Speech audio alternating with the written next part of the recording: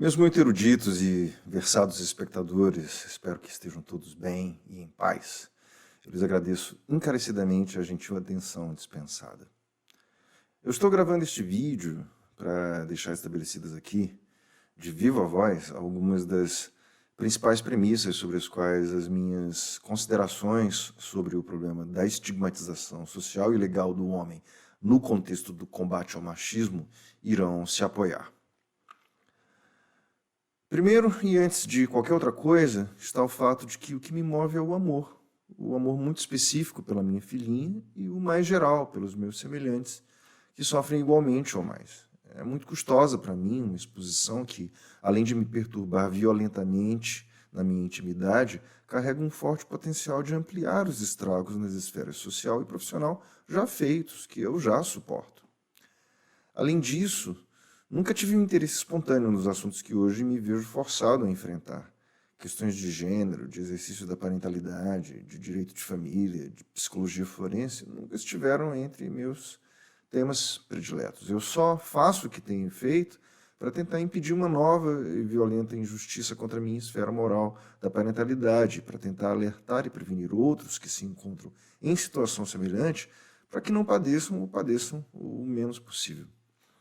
Inclusive, diferentemente do que alguns possam talvez pensar, haja vista minhas reações fortes aos abusos a que tenho sido submetido, busco sempre desejar o bem para a mãe da minha filha e espero sinceramente sua evolução pessoal e seu progresso material.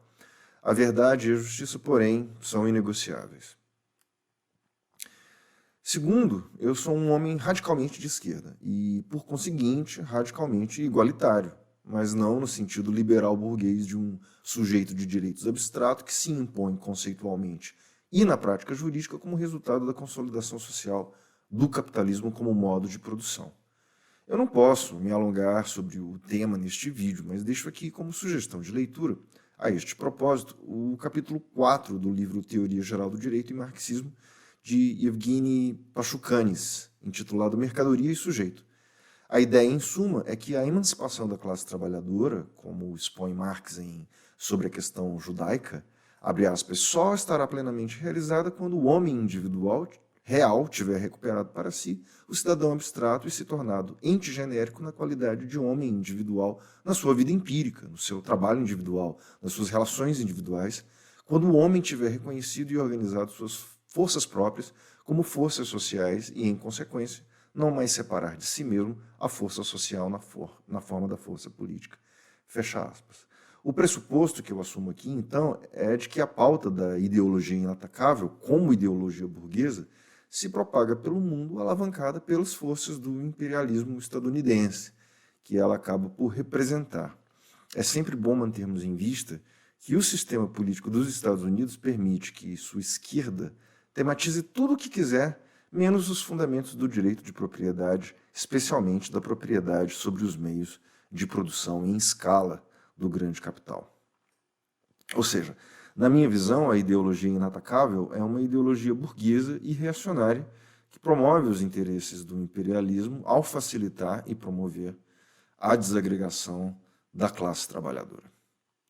Em terceiro lugar, o conhecimento sobre as relações entre direito como forma jurídica e políticas públicas ainda precisa de muito refinamento e abertura para que as ideias mais específicas e complexas deste campo de investigação possam substituir o senso comum dos discursos dominantes dos órgãos políticos e estatais convencionais.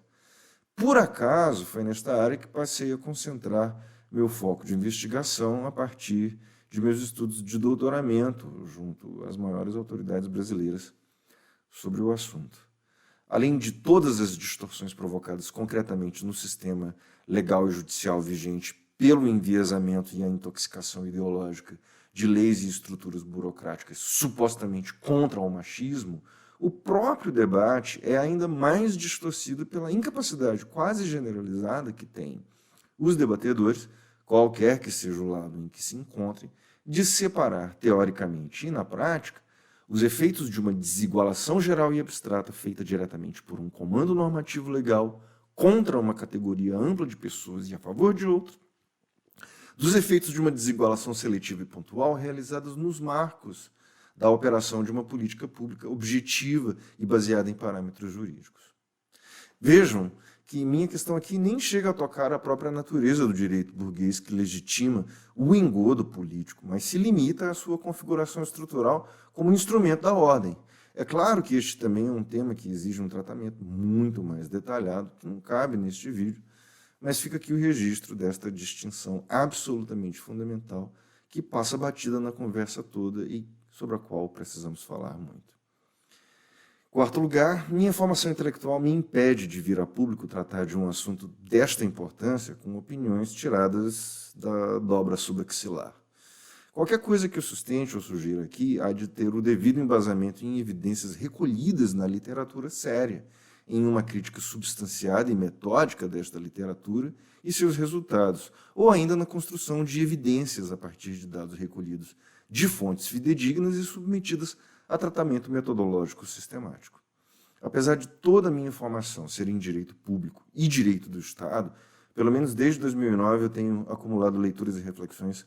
sobre algumas das questões envolvendo gênero e feminismo, em áreas como psicologia social, psicologia forense, sociologia e psicanálise. Igualmente, desde que me dei conta do que estava acontecendo de fato na minha vida em termos de alienação parental e das condições de seu surgimento e sustentação,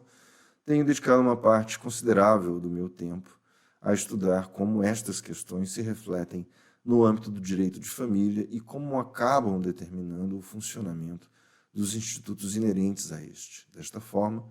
tenho colocado meu treinamento e experiência como pesquisador e leitor atento a serviço do propósito de desvendar de que modo o crescimento exponencial da legislação antimachismo tem colocado o conjunto dos seres humanos do sexo masculino, em especial aqueles que se identificam com o próprio gênero, como alvos preferenciais de uma verdadeira inversão da presunção